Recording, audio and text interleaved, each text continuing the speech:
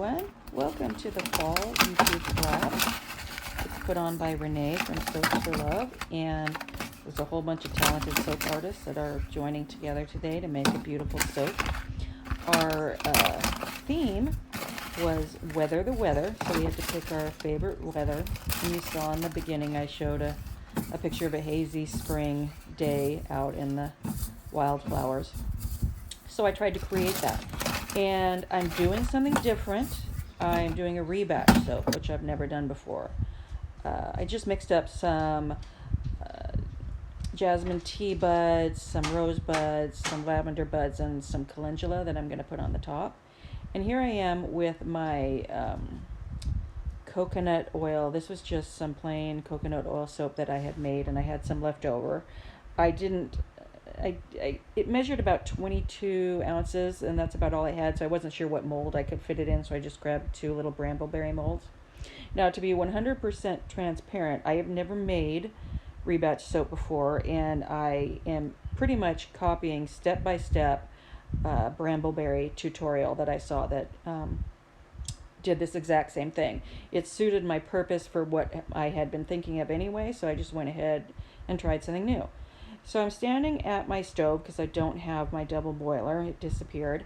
And I should have time-lapsed this, but I really wasn't sure how it was going to go. So bear with me. This is going to take a little while to melt down. So I have about, I would say, 24 ounces of shredded coconut oil Rebatch. I added 1 ounce of water. I didn't add more water because later on I'm going to be adding some sweet almond oil mixed with my mica and another ounce of fragrance oil. So I didn't want to overdo it to begin with, because you can add more but you can't take away.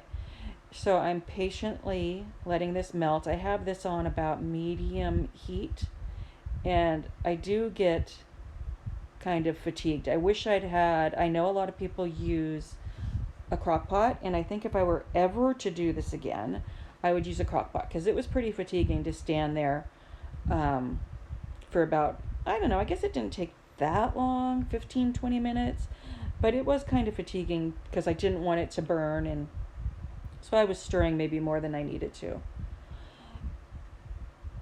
So that's what I'm doing right now, and soon I'm going to be adding, so that is my haze mica with a little bit of sweet almond oil.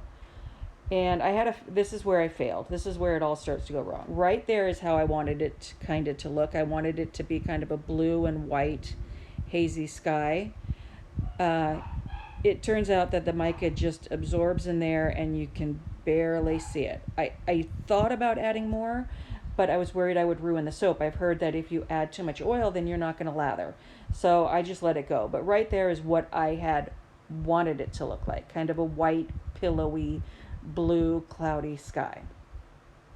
So keep that in your mind when you see the finished product. That's what my intention had been. And next I'm going to be adding honeysuckle fragrance from Be Scented. It smells so good. I'm going to make another soap with this. I have a lot of it, and it's a gorgeous, gorgeous spring smell. So that I'm going to be using again. So here we see it's starting to really melt, and I'm happy with it. There's still a lot of lumps in there. If I had my hand mixer, I would have started whipping it right here. But unfortunately that broke. Everything kind of went wrong for this collab soap. We've had the heat wave here, or my oils went rancid. It was 110, 112. My oils went rancid. We were evacuated. My daughter went off to college for the first time. They all got sick the first week, and I had to go up and get her. So yeah, this was a struggle to get up. So I'm just glad I'm getting it up. Now, right here would have been great if I had had my hand mixer. I could have whipped this puppy, and it would have been a gorgeous texture, and it would have gone into the mold a lot more fluid.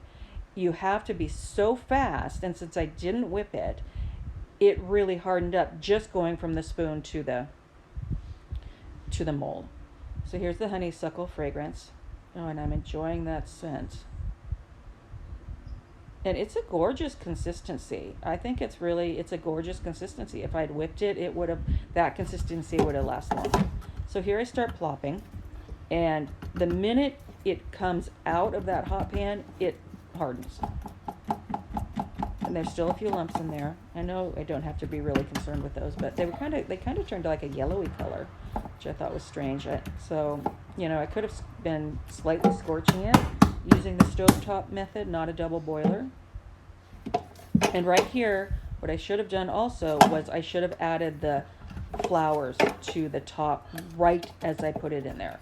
I waited until I filled this one, and it was a little hard, so I put a lot on there, and not that many ended up sticking.